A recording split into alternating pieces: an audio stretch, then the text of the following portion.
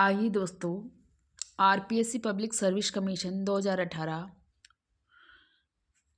का पेपर क्या करते हैं, सॉल्व करते हैं। और इसकी जो आंसर की है वो आरपीएससी के द्वारा जारी की हुई आंसर की है आपके पास। ये भर्ती 2015 की थी लेकिन पेपर 2018 में हुआ है। तो इसमें फर्स्ट क्वेश्चन है, आवेग के लिए विनिर्मित सूत्र है। तो आवेग के लिए विनिर्मित सूत्र है इसमें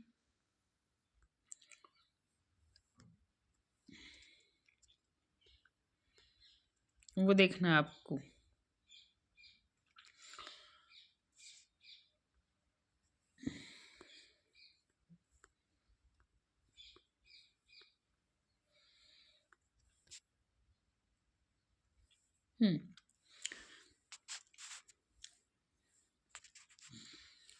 तो इसमें आपका ऑप्शन नंबर हो जाएगा 4। आवेग का विमेय सूत्र क्या हो जाता है, ML_T-1। क्या हो जाएगा, ML_T-1।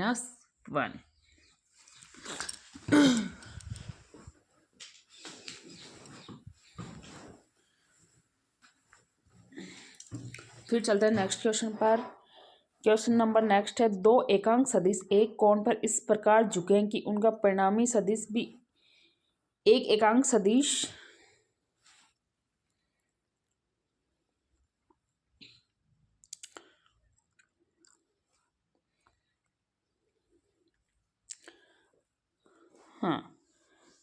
एकांक सदिश है, ये कोण है। तो ये कोण निकालना आपको। तो क्वेश्चन नंबर 2 में आपका राइट आंसर हो जाएगा ऑप्शन नंबर 3। ये कोण कितना बनता है, 120 डिग्री बनता है। फिर चलते हैं नेक्स्ट क्वेश्चन पर।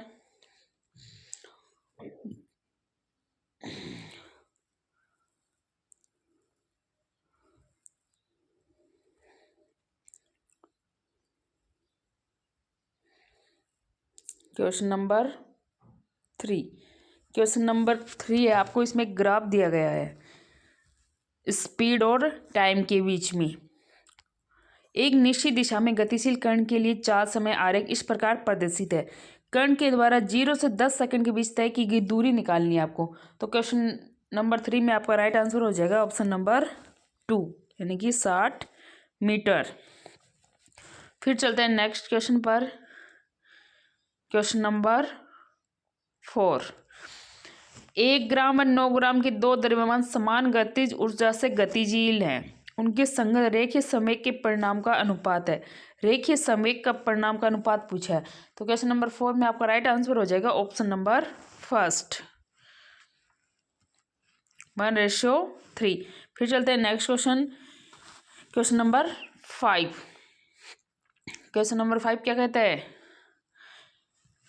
एक घूमने वाली मेज अपनी केंद्रीय अक्ष के सापेक्ष ओमेगा 0 कोणीय वेग से घूम रही है। तब एक लड़का अपनी बाहें फैलाए मेज के केंद्र पर खड़ा है।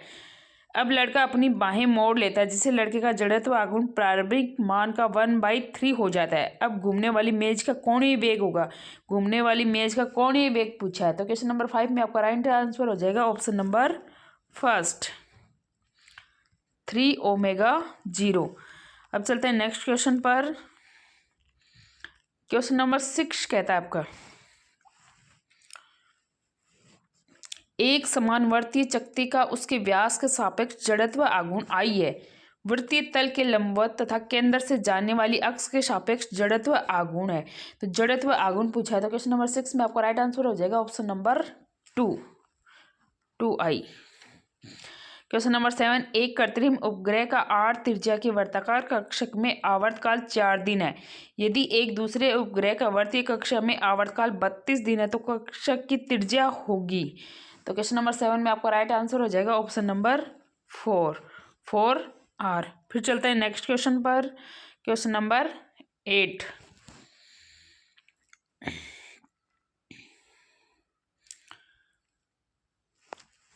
एक पिंड का एक कोयले की खदान में समुद्र तल पर और पहाड़ी की चोटी पर भार क्रमशः ω1, ω2 और ω3 है। तब बताना है इसमें आपको।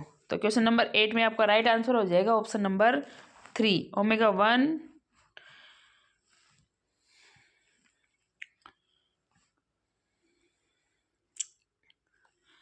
फिर चलते हैं क्वेश्चन नंबर 9 पर। यदि एक सरल लोलक के धातु के गोलक को लकड़ी के गोलक में प्रतिस्थापित कर दिया जाए तो सरल लोलक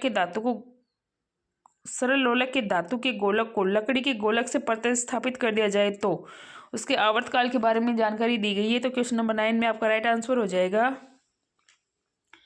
ऑप्शन नंबर 3। उसका आवर्तकाल पहले के समान रहता है। उसका आवर्तकाल क्या रहता है? पहले के समान रहता है।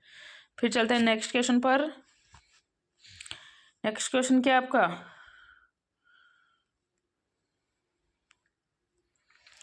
दो तार जिनकी लंबाइयां एक समान है, एक ही पदार्थ से बने परंतु उनके अनुप्रस्थ काट क्षेत्रफल 1:2 के अनुपात में एक बार को लटकाने के लिए क्या होते हैं? प्रयुक्त होते हैं। उनकी लंबाइयों के विस्तार में इस अनुपात में होगा। विस्तार क्या होगा उनका? क्वेश्चन नंबर 10 में राइट आंसर हो जाएगा ऑप्शन नंबर 2।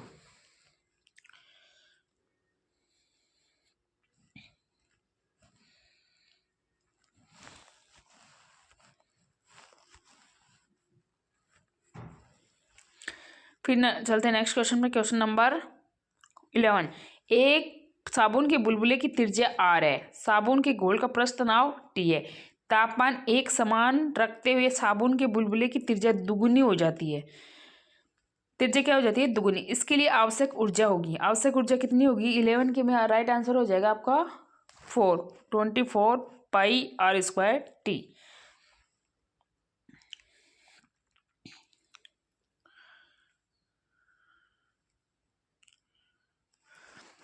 नेक्स्ट क्वेश्चन है क्वेश्चन नंबर 1। द्रव में गिरते हुए गोले के लिए अंतिम वेग भी है। यदि गोले की त्रिज्या दुगुनी की जाए तो गोला अंतिम वेग से गिरेगा। तो गोले का अंतिम वेग क्या होगा? क्वेश्चन नंबर 12 में आपका राइट आंसर हो जाएगा ऑप्शन नंबर 4 बी। अब चलता है नेक्स्ट क्वेश्चन पर। एक असमान अनुप्रस्थ काट के क्षैतिज पाइप से पानी प्रवाहित हो रहा है। असमान अनुप्रस्थ काट है। पाइप के संकरे भाग के लिए पानी कीली होगा। पाइप के सबसे संकरे भाग के लिए पानी कीली होगा। सबसे संकरे भाग के लिए क्या होगा? क्वेश्चन नंबर 13 में आपका राइट आंसर हो जाएगा 2। न्यूनतम दाब और अधिकतम चाल।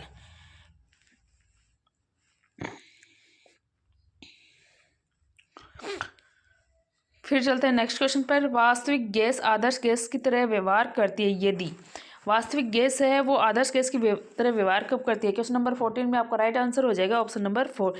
दाब क्या हो? निम्न और ताप उच्च हो। अब चलते हैं नेक्स्ट क्वेश्चन पर। Question number 15। एक पदार्थ का ताप 27 डिग्री सेंटीग्रेड बढ़ जाता है। केल्विन पैमाने में यह वृद्धि है। तो क्वेश्चन नंबर 15 में आपका राइट आंसर हो जाएगा ऑप्शन नंबर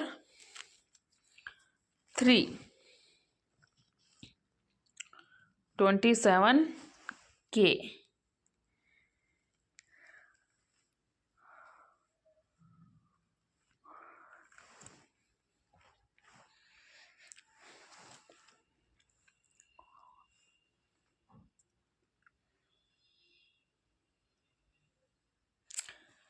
ये इसमें 27 के नहीं आएगा, 300 केल्विन आएगा भाई,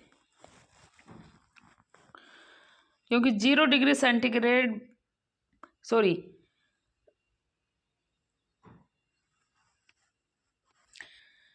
इसमें आएगा आपका 300 केल्विन। फिर चलते हैं नेक्स्ट क्वेश्चन पर। एक परमाणु आदर्श गैस को ऊष्मा क्यों प्रदान की जाती है? एक परमाणु गैस को आदर्श गैस को ऊष्मा क्यों प्रदान?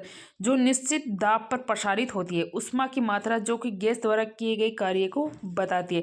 इसमें ऊष्मा की मात्रा निकालनी है आपको। तो क्वेश्चन नंबर 16 में आपका राइट आंसर हो जाएगा ऑप्शन नंबर 1 2/5। अब चलते हैं नेक्स्ट क्वेश्चन की ओर। Question number 17। एक कृष्णिका को 27 डिग्री सेंटीग्रेड और 927 डिग्री सेंटीग्रेड पर रखा जाता है। उत्सर्जित विकिरणों का अनुपात होगा। उत्सर्जित विकिरणों का अनुपात पूछा है क्वेश्चन नंबर 17 में आपसे। तो इसमें हो जाएगा 1:256। अब चलते हैं नेक्स्ट क्वेश्चन पर। नेक्स्ट क्वेश्चन है आपका क्वेश्चन नंबर 18। चित्रानुसार तरंग के लिए यदि आवृत्ति 150 हर्ट्ज हो, तरंग दैर्ध्य और वेग यानी कि वेवलेंथ और वेलोसिटी निकालनी है इसमें। तो इसमें आपका राइट आंसर हो जाएगा क्वेश्चन नंबर 18 में ऑप्शन नंबर 3। निकट दृष्टि दोष वाली आंख के लिए दूर बिंदु 50 सेंटीमीटर है। संशोधक लेंस की प्रकृति और शक्ति होगी। संशोधक लेंस की क्या निकालनी है? प्रकृति और शक्ति। तो इसमें आपका राइट आंसर क्या होगा?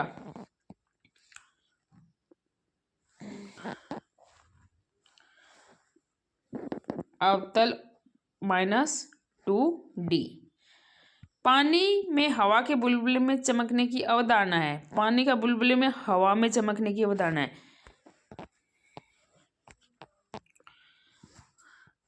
तो क्वेश्चन नंबर 20 में आपका राइट आंसर हो जाएगा पूर्ण आंतरिक परावर्तन। फिर चलते हैं नेक्स्ट क्वेश्चन पर। विद्युत द्विध्रुव के अक्ष पर r दूरी पर स्थित आवेश F का बल का अनुभव करता है। यदि विद्युत द्विध्रुव से आवेश की दूरी को दुगुना कर दिया जाए तो आवेश पर कार्यरत बल होगा। आवेश पर कार्यरत बल पूछा है क्वेश्चन नंबर 21। क्वेश्चन नंबर 21 में आपका राइट आंसर हो जाएगा ऑप्शन नंबर 2। फिर चलते हैं क्वेश्चन नंबर 22 की ओर। अब क्वेश्चन नंबर 22 है। चित्रानुसार दो संधारित्र जिनकी धारिताएं क्रमशः C और 1/4 C हैं। V वोल्ट की बैटरी से जुड़े हैं।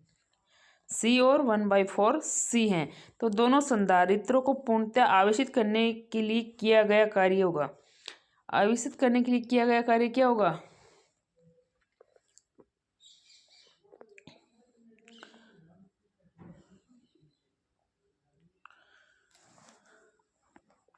Five by 8 CV²।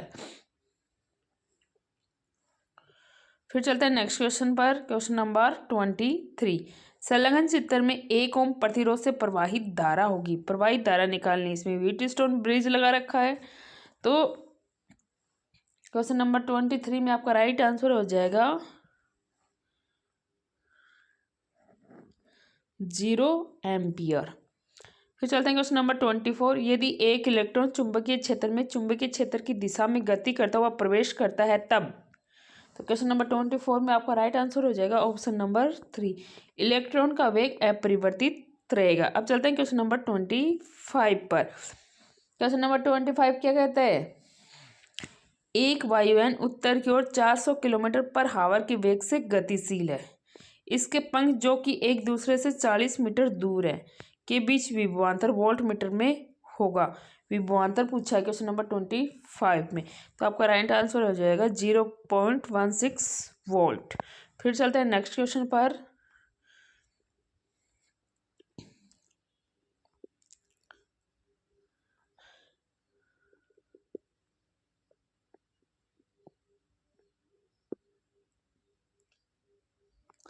Question number 26। AC परिपथ में शक्ति के लिए दिया गया है P बराबर E/RMS I/RMS cos theta.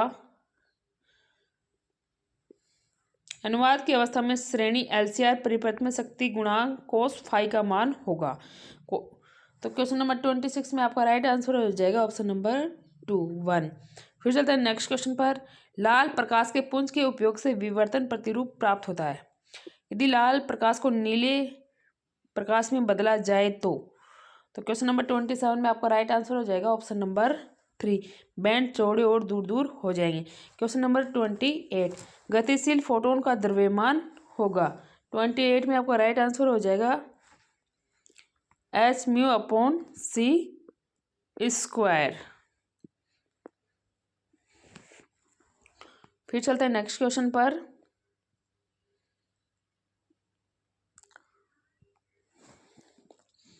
Question number 29। 11 sodium 23 के नाभिक में प्रोटॉन न्यूट्रॉन इलेक्ट्रॉनों की संख्या है। तो इसमें आपको प्रोटॉन न्यूट्रॉन और इलेक्ट्रॉन की संख्या बतानी है। तो इसमें आपका राइट आंसर हो जाएगा ऑप्शन नंबर 2। फिर चलते हैं नेक्स्ट क्वेश्चन पर। 10 किलो हर्ट्ज आवृत्ति और 10 वोल्ट शिखर वोल्टता के संदेश सिग्नल का उपयोग 1 मेगाहर्ट्ज आवृत्ति और 20 वोल्ट शिखर वोल्टता की वाहक तरंग के मॉड्यूल के लिए किया जाता है, तब मॉड्यूल सूचकांक होगा। क्वेश्चन नंबर 30 में आपका राइट आंसर हो जाएगा ऑप्शन नंबर फर्स्ट। फिर चलते हैं क्वेश्चन नंबर 31। एक प्रक्षेप्य साधारण परवलयिक पथ का अनुसरण करते हुए आंतरिक बलों के कारण हवा में टुकड़ों में विभक्त हो जाता है। तरंग का द्रव्यमान केंद्र। तो क्वेश्चन नंबर 31 में आपका राइट आंसर हो जाएगा फर्स्ट। उससे परवलयिक प्रक्षेप पथ का अनुसरण करेगा। अब चलते हैं क्वेश्चन नंबर 32। एक धूमकेतु की सूर्य से अधिकतम तथा न्यूनतम दूरी क्रमशः है। एक धूमकेतु की सूर्य से अधिकतम तथा न्यूनतम दूरी क्रमशः 2.6 गुणा 10 की घात 12 मीटर और 5.2 गुणा 10 मीटर है। जब सूर्य से अधिकतम दूरी पर है तब इसका वेग 4 गुणा 10 मीटर पर सेकंड है। इनवर्स है, जब सूर्य से न्यूनतम दूरी पर हो तब इसका वेग होगा। तो क्वेश्चन नंबर 32 में आपका राइट आंसर हो जाएगा ऑप्शन नंबर 3। फिर चलते हैं नेक्स्ट क्वेश्चन पर।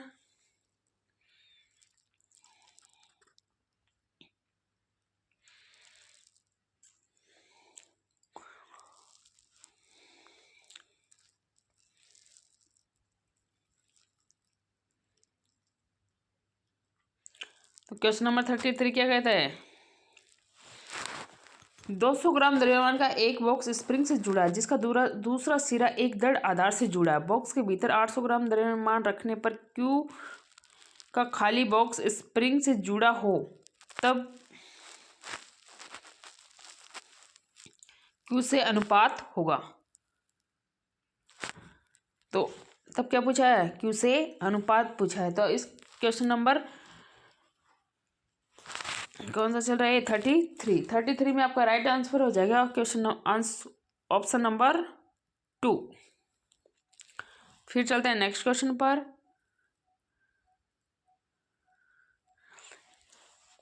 चालित हार्मोनिक दोलित्र में शक्ति अवशोषण अधिकतम होगा। क्वेश्चन नंबर 35 में आपका राइट आंसर हो जाएगा ऑप्शन नंबर 3, वेग अनुनाद पर। अब चलते हैं क्वेश्चन नंबर 35। एक परगामी तरंग y बराबर a sin omega T minus के एक्स से प्रदर्शित की जाती है। तरंग दैर्ध्य का वह मान जिसके लिए तरंग वेग अधिकतम कण वेग के बराबर होगा।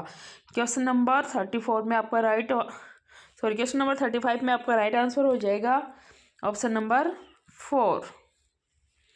अब चलते हैं नेक्स्ट क्वेश्चन पर। समपोषी व्यतिकरण के लिए पूछा है क्वेश्चन नंबर 36 में। तो 36 में आपका राइट आंसर हो जाएगा ऑप्शन नंबर 2। दोनों तरंग के सरंग या दोनों तरंग के गर्त समपोषी होती हैं। अब चलते हैं क्वेश्चन नंबर 37 पर। यदि आर्गन गैस की अणु की T ताप पर वर्ग माध्य मूल चाल हीलियम अणु की -20 डिग्री सेंटीग्रेड ताप पर औसत चाल के बराबर हो तो ताप T होगा। क्वेश्चन नंबर 37 में आपका राइट आंसर हो जाएगा ऑप्शन नंबर फर्स्ट। फिर चलते हैं क्वेश्चन नंबर 38 पर। लंगर पर नाव तरंगों से टकराती है।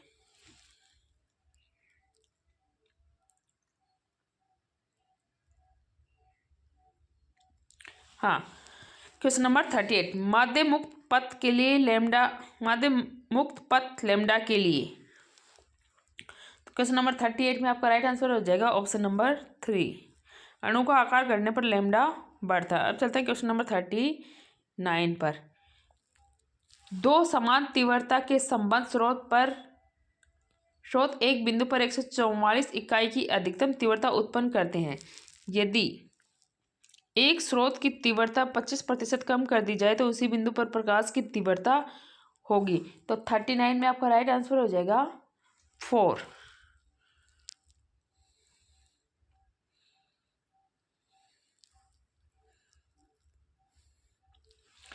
अब चलते हैं नेक्स्ट क्वेश्चन पर।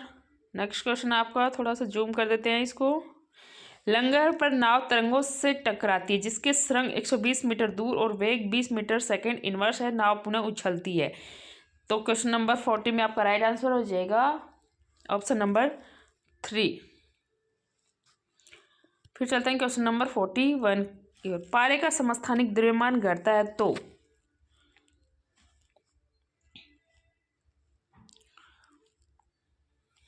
क्वेश्चन थोड़ा जूम कर दूं। हाँ, पारे का समस्थानिक द्रव्यमान घटता है तो क्वेश्चन नंबर 41 में आपका राइट आंसर हो जाएगा ऑप्शन नंबर फर्स्ट, क्रांतिक ताप धीरे धीरे बढ़ता है। अब चलते हैं क्वेश्चन नंबर 42 की ओर।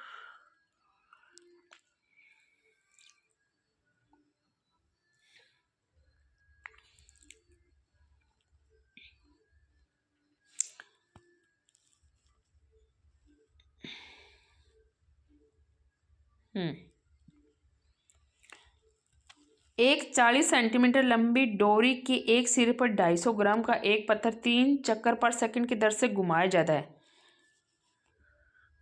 यदि 20 सेकंड के बाद यह 1/2 चक्कर पर सेकंड की दर से घूमता है तो कोणीय संवेग में परिवर्तन की दर होगी। क्वेश्चन नंबर 42 में आपका राइट आंसर हो जाएगा ऑप्शन नंबर फर्स्ट। फिर चलते हैं नेक्स्ट क्वेश्चन पर।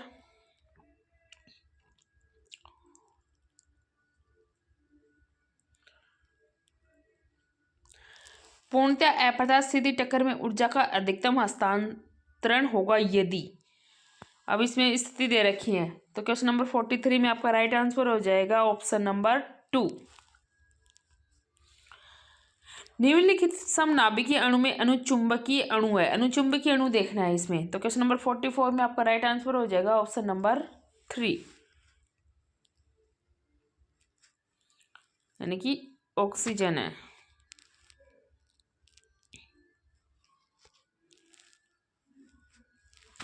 फिर चलते हैं नेक्स्ट क्वेश्चन की ओर। निम्न में से अणुओं में सहसंयोजक गुण का सही क्रम कौन सा है? सॉरी क्वेश्चन छूट गए ना अभी। 45 10 ग्राम अणुभार कितना 50 और 200 ml जल में विलय किया और प्राप्त विलयन का घनत्व 1.05 ग्राम पर ml पाया गया। इस विलयन की मोलता होगी लगभग, मोलता निकालनी है, तो 45 में आपका राइट आंसर क्या हो जाएगा ऑप्शन नंबर 2। सॉरी,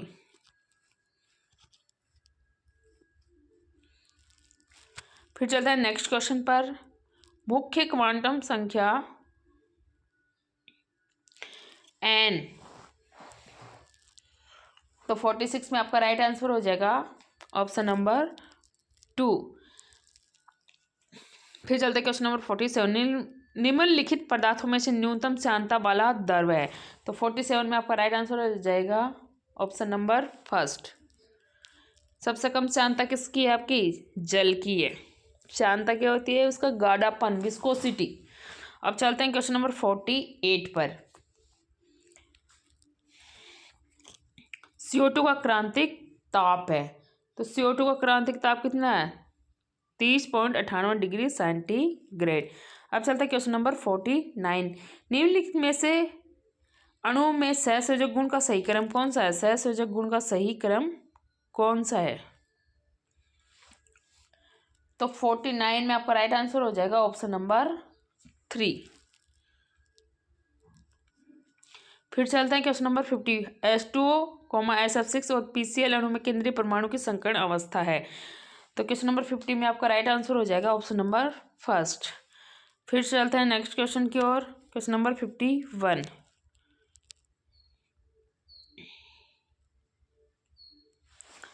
संकुलाइन CONH3 की होल 6 और इस कोष्टक के ऊपर +3 चार्ज में अयुग्मित इलेक्ट्रॉनों की संख्या है, वो पूछिए। क्वेश्चन नंबर 51 में आपका राइट आंसर हो जाएगा ऑप्शन नंबर फर्स्ट, 0।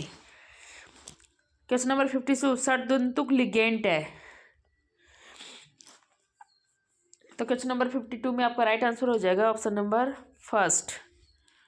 फिर चलता है क्वेश्चन नंबर 53 आपका क्रोमियम NH3 की होल थ्राइस, H2O की भी होल थ्राइस और ब्रैकेट बंद और फिर Cl3 का सही IUPAC नाम है, तो इसमें IUPAC नाम पूछा 53 में आपसे, तो इसमें आपका राइट आंसर हो जाएगा ट्राई अमीन ट्राई क्रोमियम थर्ड क्लोराइड। फिर क्वेश्चन नंबर 54। एक तत्व का परमाणु क्रमांक 31 है, उसी वर्ग के उसके निकटतम ऊपर और नीचे आने वाले तत्वों के परमाणु क्रमांक होंगे। क्वेश्चन नंबर 54 में आपका राइट आंसर हो जाएगा ऑप्शन नंबर 2। चलते हैं नेक्स्ट क्वेश्चन पर। 52 तक हो गए ना अपने क्वेश्चन। हाँ 54 तक हो गए। 55, निम्न में से कौन सा परमाणु युग्म एस ब्लॉक तत्व को दर्शाता है? तो क्वेश्चन नंबर 55 में आपका राइट आंसर हो जाएगा ऑप्शन नंबर 4। फिर चलते हैं क्वेश्चन नंबर 56 पर।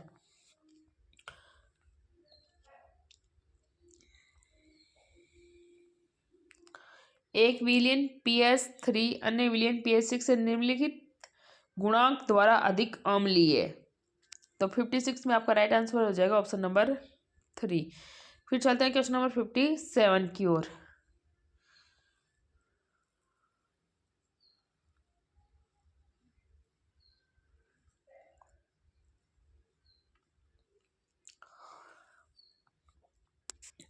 ऊष्माशोषी प्रक्रम है।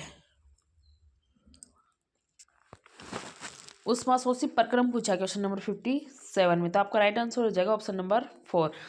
फिर क्वेश्चन नंबर 58, Fe6 की होल -3, Fe6 की होल -4 और FeSCN होल +2 और FeS2 की होल 6 और इसके पूरे के पूरे +3 चार्ज में Fe की ऑक्सीजन अवस्थाएं क्रमशः होंगी।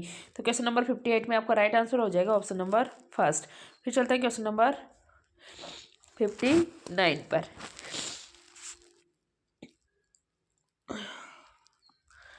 निम्न में से जिंक का अयस्क है, जिंक का अयस्क पूछा है, कौन सा है जिंक का अयस्क?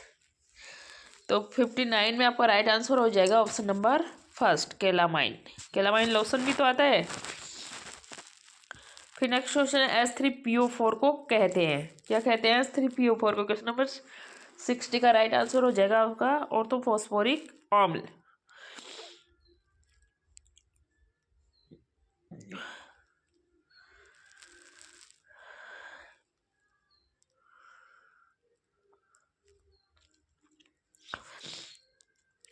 फिर चलते हैं नेक्स्ट क्वेश्चन पर। क्वेश्चन नंबर 61 का यूपीएससी नाम पूछा है, स्ट्रक्चर दे रखी है आपको, इसका यूपीएससी नाम क्या होगा?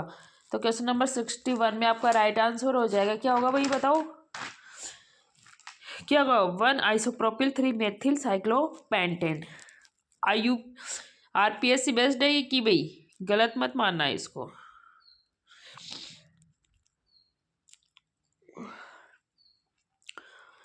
फिर क्वेश्चन नंबर 62, निम्न में से कौन सा मेटा निर्देशी समूह है? तो 62 में आपका राइट आंसर हो जाएगा ऑप्शन नंबर 2 SO3H। फिर चलता है क्वेश्चन नंबर 63, एल्डिहाइड्स जिनमें कम से कम एक अल्फा हाइड्रोजन विद्यमान होती है वे तनु क्षार के उत्प्रेरक की उपस्थिति में अभिक्रिया द्वारा बीटा हाइड्रोक्सी एल्डिहाइड प्रदान करते हैं, इस अभिक्रिया का नाम है।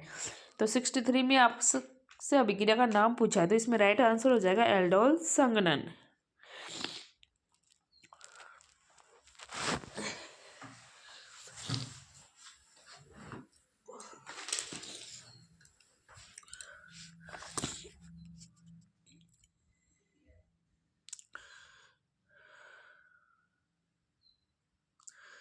अब चलते हैं क्वेश्चन नंबर 64 पर।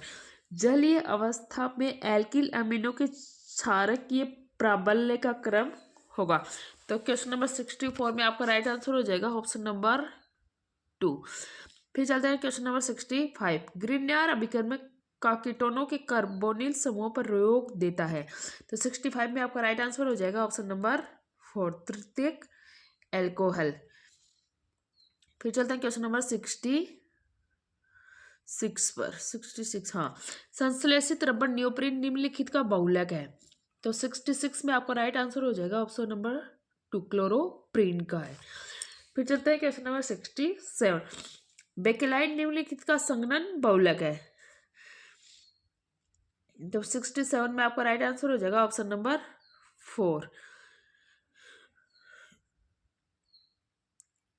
फिर चलते हैं नेक्स्ट क्वेश्चन पर।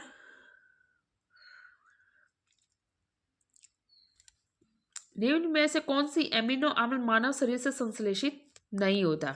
तो कौन कौन सा संश्लेषित होता है और कौन सा नहीं होता, संश्लेषित नहीं होता, कमेंट करके बताना आपको। तो 68 में आपका राइट आंसर हो जाएगा क्या? Option number 3 tryptophan. फिर चलते हैं नेक्स्ट क्वेश्चन पर। जल से क्रिया करके कैल्शियम कार्बाइड बनता है। कार्बाइड बनाता है, क्या बनाता है? Calcium carbide. 69 में आपका राइट आंसर हो जाएगा ऑप्शन नंबर 2 इथाइन। फिर चलते हैं नेक्स्ट क्वेश्चन पर। Question number 70। सूची 1 को सूची 2 से सुमेलित करना है, तो इसमें आपका राइट आंसर हो जाएगा 2।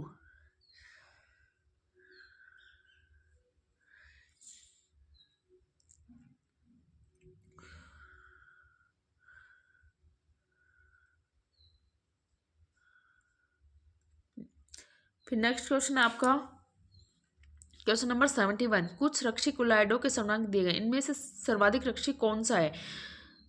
तो क्वेश्चन नंबर 71 में आपका राइट आंसर हो जाएगा क्या? ऑप्शन नंबर फर्स्ट जिलेटिन है वो सबसे अधिक रक्षी कोलाइड है। Question number 72। निम्न में से कौन सा प्रकाश रासायनिक धूम कोरे के लिए आवश्यक नहीं है? तो 72 में आपका राइट आंसर हो जाएगा ऑप्शन नंबर 4 SO2। फिर चलते हैं नेक्स्ट क्वेश्चन पर। निम्नलिखित में से किस नाइट्रोजन ऑक्साइड का वर्षा जल के अम्लीयकरण में योगदान नहीं है? तो क्वेश्चन नंबर 73 में आपका राइट आंसर हो जाएगा option number 2 nitrous oxide. Question number 74। AgNO3, KCl और KNO3 की अनंत तनुता पर मोलर चालकताएं लैम्डा m AgNO3 इतनी और KNO3 की इतनी और AgCl की अनंत तनुता पर मोलर चालकता निकालनी है। तो क्वेश्चन नंबर 74 में आपका राइट आंसर हो जाएगा ऑप्शन नंबर 3। फिर चलता है नेक्स्ट,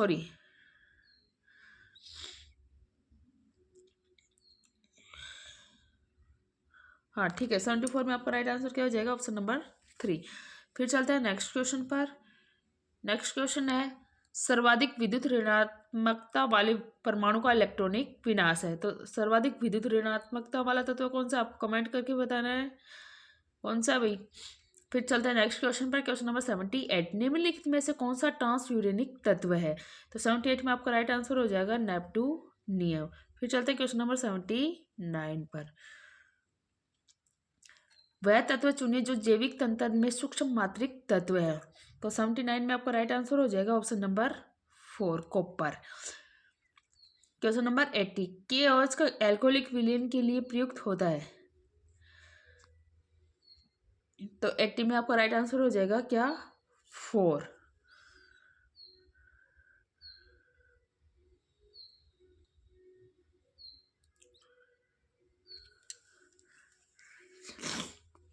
फिर 81 है यौगिक का एथेनॉल में उच्चतम अवशोषण है। तो इसका उच्चतम अवशोषण देखना है कितना है। तो 81 में आपका राइट आंसर हो जाएगा ऑप्शन नंबर फर्स्ट। फिर चलते हैं क्वेश्चन नंबर 82 पर। एक अवशोषण बैंड में वर्णोत्कर्षी विस्थापन के कारण होता है। 82 में आपका राइट आंसर हो जाएगा क्या? ऑप्शन नंबर 2 तरंग दैर्ध्य का बढ़ना।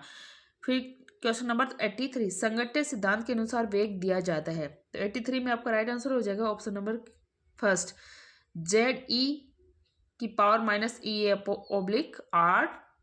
फिर चलते हैं question number next. Question number 84। A और B के मध्य स्थिति अभिक्रिया में A की सांद्रता को दुगुना करने पर अभिक्रिया दर 2 गुनी हो जाती है तथा B की सांद्रता को दुगुना करने पर अभिक्रिया की दर 4 गुना हो जाती है। A और B के संदर्भ में अभिक्रिया की कोटि क्या होगी? तो 84 में आपका राइट आंसर हो जाएगा ऑप्शन नंबर 2।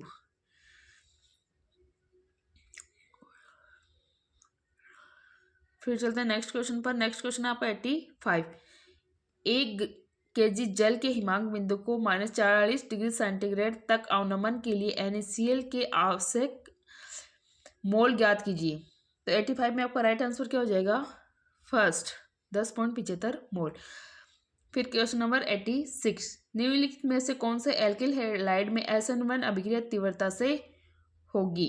तो 86 में आपका राइट आंसर हो जाएगा ऑप्शन नंबर 2। फिर चलते हैं नेक्स्ट क्वेश्चन पर। 87। निम्नलिखित में से कौन सा पुनर्योगज औद्योगिक का उत्पाद नहीं है? नहीं पूछा आपसे। क्वेश्चन नंबर 87 में आपका राइट आंसर हो जाएगा ऑप्शन नंबर 4। फिर चलते हैं नेक्स्ट क्वेश्चन। Question number 88। 8। एक कोशिकीय यूकेरियोट्स विटेकर के वर्गीकरण किस जगत में सम्मिलित हैं? तो कौन से जगत में सम्मिलित है? एक कोशिकीय यूकेरियोट्स किस में है? प्रोटिस्टा में।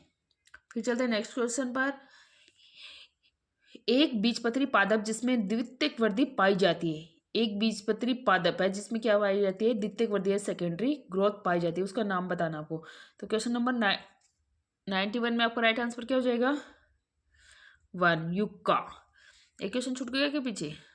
हाँ, निम्नलिखित कथनों पर विचार कीजिए। क्वेश्चन जूम कर देती हूँ थोड़ा। हाँ, निम्नलिखित कथनों पर विचार कीजिए, सही कथन का चयन कीजिए। ए डीएनए प्रतिकृतिकरण असंरक्षित प्रक्रिया है। बी डीएनए प्रतिकृतिकरण असतत प्रक्रिया है। सी ओकाजाकी खंडों के प्राइमर अनुक्रमों में प्रतिस्थापन के लिए डीएनए पॉलीमरेज उत्तरदायी है। डी प्राइमर डीएनए के दोनों रज्जुकों पर संश्लेषित होता है। तो क्वेश्चन नंबर 90 में आपका राइट आंसर होगा क्या? Option number 3। फिर चलते हैं नेक्स्ट क्वेश्चन पर। 91 का हो गया। हाँ, फिर है 92। दालें किस कुल से संबंधित है? दालें पूछिए कौन से कुल में आती है आपकी दालें? लेग्यूमिनोसी। फिर रंध्र बंद होते हैं। क्वेश्चन नंबर 93 में आपका राइट आंसर हो जाएगा जब पीएच 7 से कम होती है। Question number 94। प्रकाश संश्लेषण की प्रकाश अभिक्रिया के दौरान निम्नलिखित में से कौन सी प्रक्रिया नहीं होती है? तो कौन सी प्रक्रिया नहीं होती?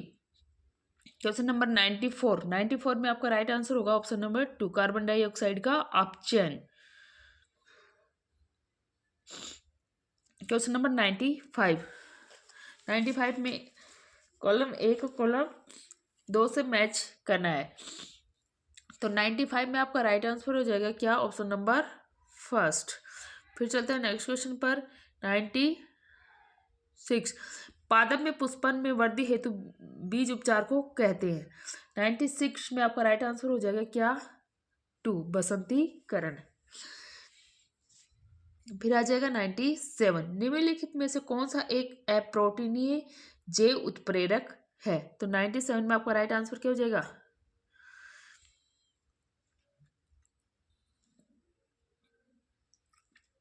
3 राइबोजाइम। फिर चलते हैं नेक्स्ट क्वेश्चन पर। बिंदु स्राव किसके द्वारा होता है? बिंदु स्राव किसके द्वारा होता है?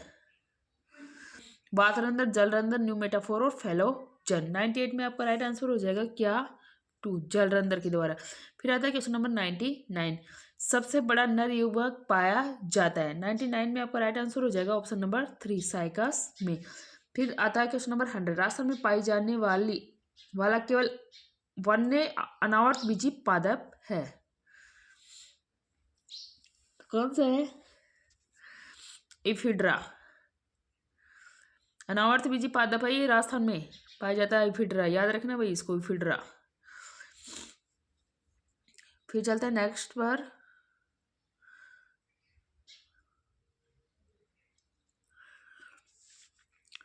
माइक्रोप्लाज्मा अन्य प्रोकैरियोटों से भिन्न है। तो 101 में आपका राइट आंसर हो जाएगा क्या? ऑप्शन नंबर 4 कोशिका भित्ति की अनुपस्थिति। क्वेश्चन नंबर 102 शैवाल किसका प्रमुख सूचक है? शैवाल किसका प्रमुख सूचक है? क्या आएगा 102 में राइट आंसर? Sulphur dioxide.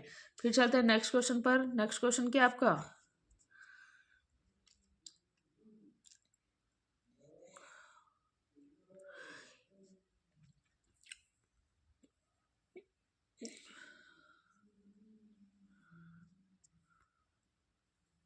हाँ, एक स्वस्थ पादप का कौन सा भाग अगुणित पादप प्राप्त करने के लिए कर्तोतक के रूप में प्रयुक्त किया जाता है? तो 103 में आपका राइट आंसर हो जाएगा क्या? परागकण। फिर चलते हैं नेक्स्ट क्वेश्चन पर। प्रतिरक्षी होते हैं। प्रतिरक्षी क्या होते हैं?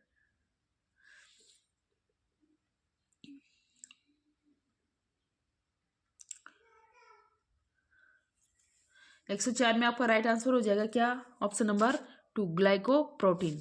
प्रतिरक्षी क्या होते हैं? ग्लाइकोप्रोटीन। क्वेश्चन नंबर 105 किस हार्मोन के संश्लेषण के लिए आयोडीन आवश्यक है? तो थायरोक्सिन। 105 में आपका राइट आंसर हो जाएगा ऑप्शन नंबर 3 अस्थि मज्जा में उपस्थित महाकेंद्रक कोशिका उत्पन्न करती है।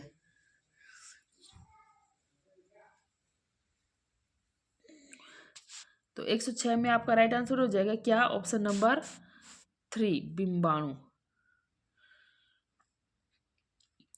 फिर क्वेश्चन नंबर 107 केचुए में अंडाशय का युग्म उपस्थित होता है। अंडाशय का युग्म कहाँ उपस्थित होता है? तो 107 में आपका राइट आंसर हो जाएगा ऑप्शन नंबर 4 12वीं और 13वीं खंड के अंतरखंडीय पाठ पर। क्वेश्चन नंबर 108 मूत्र बनते समय परानिष्पंदन होता है।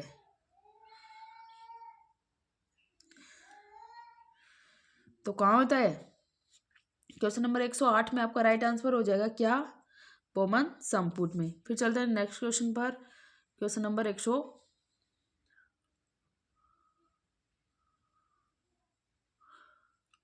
हाँ मत चक्कर किसका लक्षण नहीं है? तो 109 में आपका राइट आंसर हो जाएगा क्या? ऑप्शन नंबर 2 बंदर का। फिर चलते हैं क्वेश्चन नंबर 110 की ओर। पेरिप्लेनेटा का बहिकंकाल बना होता है। सॉरी 110 पे 10 छूट गया पीछे।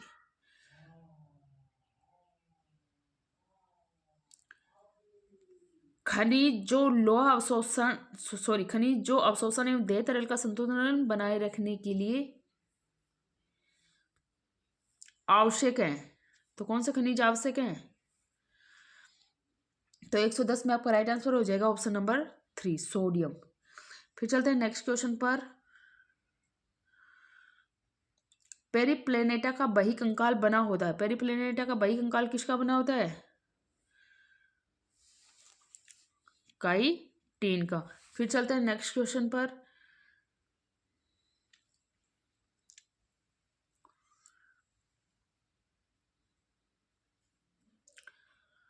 आनुवांशिक के शब्द किसने दिया? तो 112 में आपका राइट आंसर हो जाएगा क्या? ऑप्शन नंबर 3 आनुवांशिक किसने दिया? बैटसन ने। फिर चलते हैं 113 नंबर के क्वेश्चन की ओर। शैवाल विज्ञान के जनक हैं। कौन है? कहाँ आगे आ गई क्या? हाँ क्वेश्चन नंबर 113 शुक्र जनन के दौरान कोशिका अवस्थाओं का सही क्रम है। तो 113 में आपका राइट आंसर हो जाएगा option number first spermatogonia, spermatocyte, spermatid और स्पर्मेटोजोआ। पहले गोनिया फिर साइट फिर टिड और जोआ। फिर चलते हैं क्वेश्चन नंबर 114 की ओर। आवासीय देह गुहा उपस्थित होती है। तो 114 में आपका राइट आंसर हो जाएगा ऑप्शन नंबर 2 एस के हेल्पैंथीज में। फिर क्वेश्चन नंबर 115 एक्रोसोम के निर्माण में कौन सा कोशिकांग सहायक है? तो 115 में आपका राइट आंसर हो जाएगा ऑप्शन नंबर 2 गोल्जी कॉम्प्लेक्स। फिर चलते हैं नेक्स्ट क्वेश्चन की ओर। सक्रिय रोग किसकी कमी से होता है? एक तो 116 में आपका राइट आंसर हो जाएगा विटामिन सी। फिर क्वेश्चन नंबर 117 शैवाल विज्ञान के जनक हैं। 117 में क्या हो जाएगा? Option number first M.E. फ्रिश। फिर क्वेश्चन नंबर 118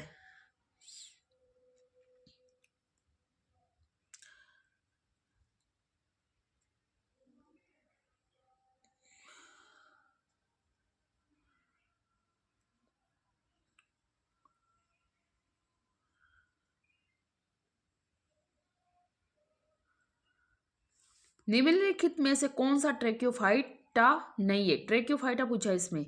तो 118 में आपका राइट आंसर हो जाएगा ऑप्शन नंबर 4 ब्रायोफाइटा। फिर क्वेश्चन नंबर 119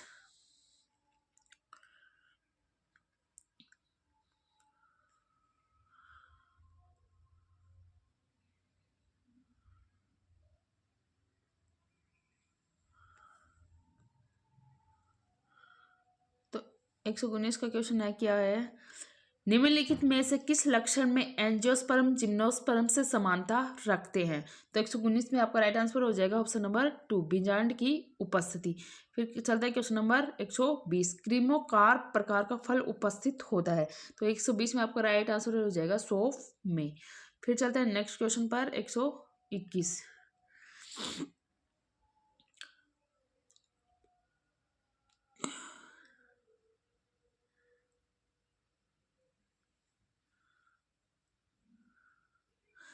अंड कोशिका से बिना निषेचन की भ्रूण का बनना कहलाता है। अंड कोशिका से बिना निषेचन भ्रूण का बनना क्या कहलाता है? ऑप्शन नंबर 2 अनिषेक जनन। फिर चलते हैं क्वेश्चन नंबर 122। 122 क्या है?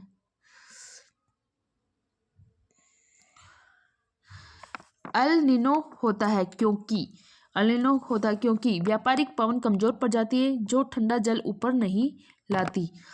राजस्थान में कौन सी विदेशी जाति नहीं है? तो कौन सी विदेशी जाति नहीं है? प्रोसोफिस सिंड्रेरिया। फिर क्वेश्चन नंबर, निम्न में से कौन सा C4 पादप का उदाहरण है? C4 पादप का उदाहरण पूछा। Question number 124। 124 में आपका राइट आंसर हो जाएगा क्या? मक्का।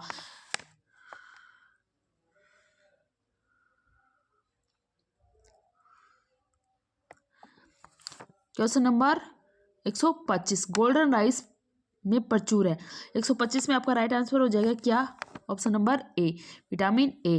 क्वेश्चन नंबर 126, रक्तचाप में उल्लेखनीय गिरावट से पीड़ित व्यक्ति को कौन सा हार्मोन दिया जाता है? तो 126 में आपका राइट आंसर हो जाएगा एड्रीनलिन। फिर क्वेश्चन नंबर 127, कॉकरोच में संवाद के अंग है। 127 में आपका राइट आंसर हो जाएगा क्या? स्पर्शक व अधिग्रसनी। क्वेश्चन नंबर 128, जीन विनिमय होता है। जीन विनिमय कब होता है? पैकाइटिन में। यदि कोई समष्टि आनुवंशिक साम्य में है तो विकास की दर क्या होगी?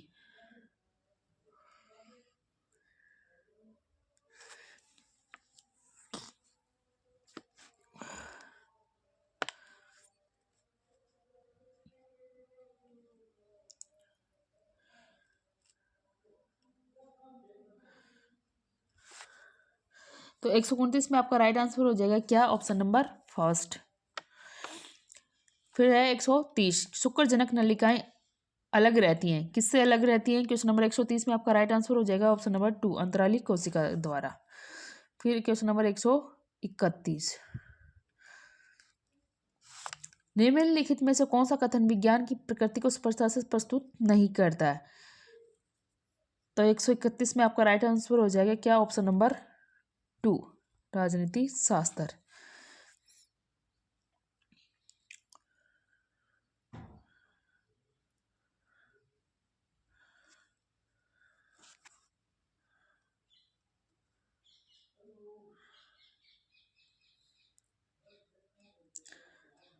हाँ 131 में आपका राइट आंसर क्या हो जाएगा? ऑप्शन नंबर 2 विज्ञान में एकत्र ज्ञान के भंडार का बहुत महत्व है। फिर क्वेश्चन नंबर 132,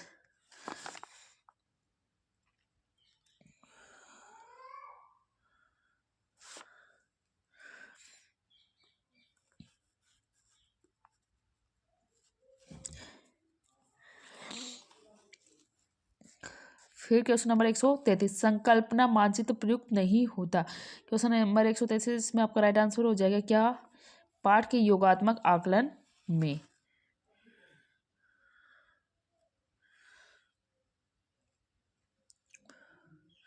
क्वेश्चन नंबर 134, निम्नलिखित कथनों में से कौन सा राष्ट्रीय पाठ्यचर्या रूपरेखा 2005 के मार्गदर्शी सिद्धांतों से संबंधित नहीं है? तो 134 में आपका राइट क्या आंसर क्या हो जाएगा? ऑप्शन नंबर 3 परीक्षा को जटिल और कठिन बनाना।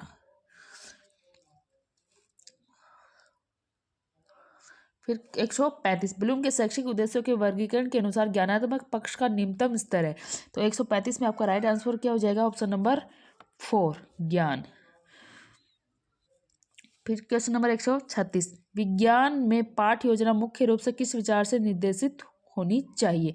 136 में आपका राइट आंसर हो जाएगा ऑप्शन नंबर 3 पाठ्यक्रम में लक्ष्य एवं अधिगम प्रतिफल हेतु। क्वेश्चन नंबर 137, एक प्रश्न पत्र के उत्तर में छात्र अपने विचार विषय के पक्ष अथवा विपक्ष में किसी तर्क के साथ रखता है, वह निष्कर्ष पर पहुंचता है, आप इसे किस प्रकार कहेंगे? तो किस प्रकार कहेंगे? तो इसमें आपका ऑप्शन नंबर क्या हो जाएगा राइट आंसर? 137 में राइट आंसर क्या हो जाएगा? ऑप्शन नंबर 2 विचार विमर्श प्रश्न। सृजनात्मकता सामान्यतः किससे संबंधित है? तो 138 में आपका राइट आंसर हो जाएगा अपसरण चिंतन से। करिकुलम शब्द की व्युत्पत्ति पूछा है।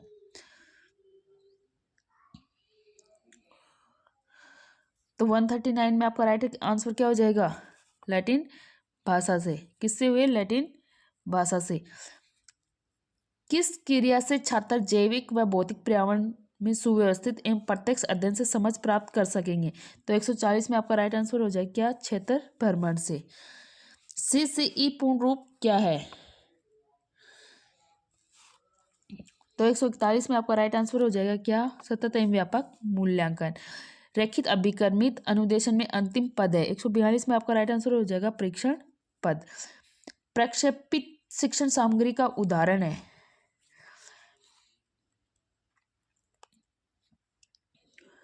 Overhead projector. फिर क्वेश्चन नंबर 144, निम्नलिखित में से कौन सी बाल केंद्रित विधि नहीं है? नहीं पूछा आपसे, क्या है? नहीं है। तो कौन सी नहीं है? व्याख्यान विधि। 145, एक शिक्षक अपनी पाठ्य योजना में एक विशिष्ट उद्देश्य बनाती है। विद्यार्थी ऑक्साइड का वर्गीकरण उसके घुलनशीलता के गुणों के आधार पर कर सकेंगे। इसमें विशिष्ट उद्देश्य है। तो 145 में आपका राइट आंसर हो जाएगा क्या? Option number 2, both. फिर चलते हैं नेक्स्ट क्वेश्चन पर। बोध आएगा इसमें भी। हाँ, विज्ञान क्लब का मुख्य परिणाम है। तो 146 में आपका राइट आंसर हो जाएगा क्या? ऑप्शन नंबर फर्स्ट, सृजनात्मकता एवं संगठनात्मक क्षमता विकसित होती है। फिर चलते हैं नेक्स्ट क्वेश्चन पर। निम्नलिखित में से कौन सी विशेषता वैज्ञानिक अभिवृत्ति से संबंधित नहीं है? तो 147 में आपका राइट आंसर हो जाएगा अंधविश्वासों में विश्वास। फिर चलते हैं नेक्स्ट क्वेश्चन पर। क्वेश्चन नंबर 148, शिक्षण की प्रायोजना विधि किसके दर्शन से सर्वाधिक संबंधित है? किसके दर्शन से सर्वाधिक संबंधित है? 148 में 3DV के दर्शन से। फिर चलते हैं क्वेश्चन नंबर 149 पर। विज्ञान शिक्षण की निम्नलिखित में से कौन सी विधि थॉर्नडाइक के अधिगम नियम का अनुसरण करती है? तो कौन सी करती है? 149 में आप प्रायोजना विधि।